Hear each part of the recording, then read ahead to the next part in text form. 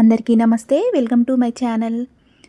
దసరా పండుగ వస్తుంది కదండి. దేవీ నవరాత్రుల్లో అమ్మవారికి రెండో రోజు ఇష్టమైన నైవేద్యం పులిహోర ప్రిపరేషన్ చూద్దామండి.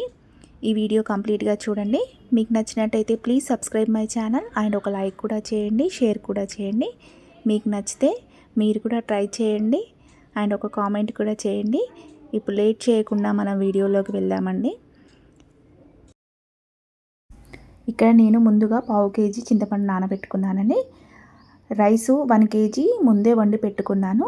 ఈ చింతపండు బాగా నానాక దీన్ని బాగా ఇలా చేతితో బాగా పిసుకుతూ ఉండండి.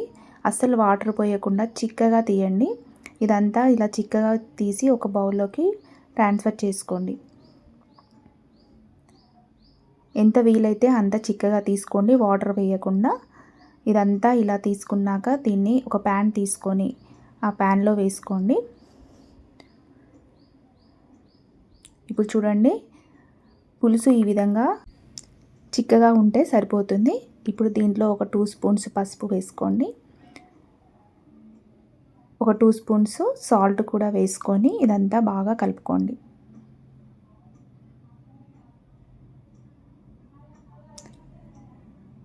ఇదంతా ఒకసారి బాగా కలుపుకొని పులుసు అంతా చిక్కబడే వరకు బాగా మరగనివ్వండి.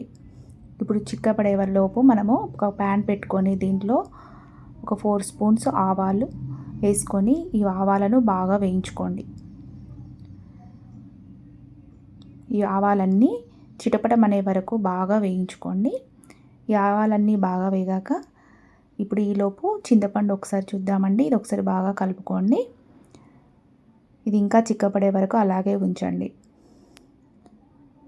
ఇప్పుడు ముందుగా ఆవాలు వేయించుకున్న దాంట్లోనే మళ్ళీ ఒక 4 స్పూన్స్ నువ్వులు కూడా వేసి ఆ నువ్వులన్నీ బాగా వేయించుకోండి. ఇలా ఆవపిండితో మనము పులిహోర చేసుకుంటే చాలా బాగుంటుందండి. టెంపుల్ స్టైల్లో పులిహోర టేస్ట్ చాలా బాగా వస్తుంది.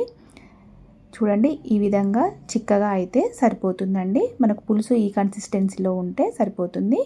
ఇప్పుడు మళ్ళీ ఒక ప్యాన్ పెట్టుకొని మనం పోపు వేసుకుందాము.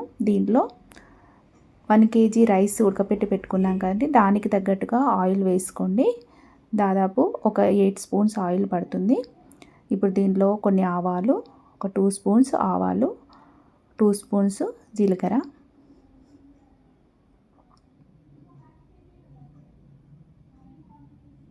వేసుకొని ఇవన్నీ బాగా వేయించుకోండి.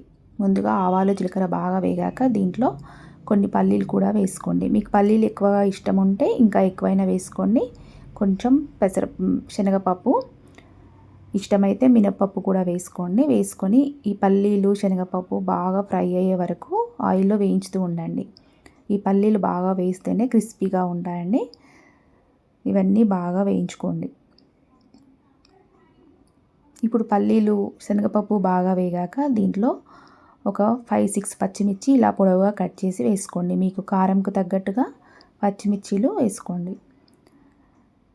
ఇలా పొడవుగా కట్ చేసి వేసుకొని దీన్ని ఒకసారి బాగా వేయించుకోండి. ఈ మిర్చీలు కూడా బాగా వేయించుకోండి.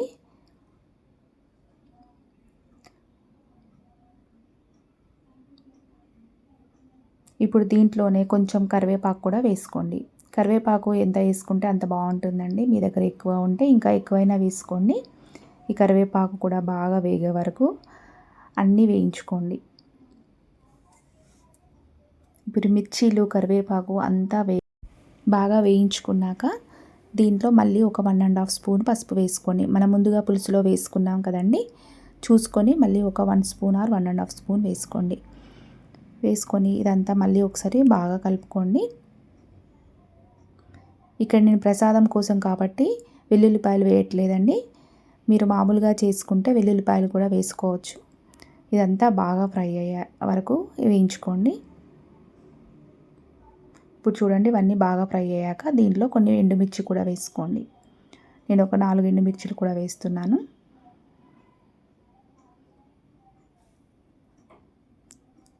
ఒకసారి బాగా ఫ్రై చేసుకోండి. ఫ్రై చేసుకొని స్టవ్ ఆఫ్ చేసి ఇదంతా బాగా చల్లారనివ్వండి.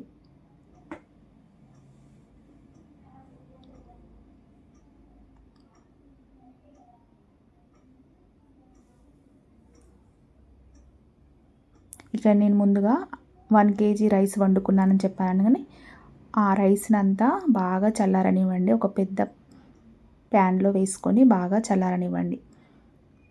అన్నం పొడి పొడిగా ఉంటే బాగుంటుందండి. అన్నం వండుకునేటప్పుడు చూసుకొని వండుకోండి, పొడి పొడిగా వండుకోండి. ఇప్పుడు దీనిలో ముందుగా ఆవాలు నువ్వులు వేయించుకున్న పౌడర్ దీంట్లో వేసుకోండి.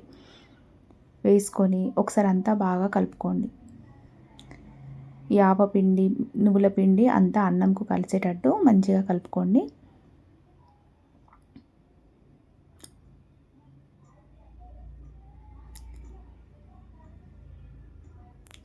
ఇదంతా బాగా కలిసాక ఇక్కడ ముందుగా మనం పులుసు ఉడకపెట్టుకున్నాం కదండి, చింతపండు పులుసు అంతా దీంట్లో వేయండి.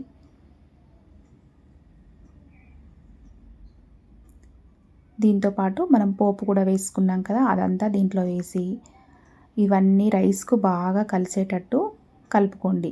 ముందుగా మనము చింతపండు రసంలో 2 స్పూన్ల ఉప్పు వేసాం కదా అండి, చూసుకొని మళ్ళీ ఒక 1 స్పూన్ వేసుకోండి. పులుపు అనేది ఉప్పు బాగా లాగుతుంది కాబట్టి మళ్ళీ కొంచెం ఉప్పు వేసుకొని కలుపుకోండి. చూడండి ఎంత కలర్ఫుల్గా ఉందో. ఇలా పులిహోర ప్రిపేర్ చేసుకుంటే చాలా బాగుంటుందండి.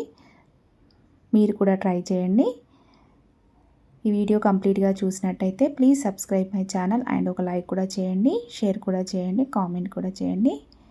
మీరు కూడా ట్రై చేసి అమ్మవారికి పులిహోర నైవేద్యం పెట్టండి. నా మిగతా వీడియోస్ చూడాలనుకుంటే ఒకసారి నా ఛానల్ని విజిట్ చేయండి. నా వీడియోస్ కొన్ని డిస్క్రిప్షన్లో కూడా ఇస్తానండి, చూసి ట్రై చేయండి. Thank you for watching.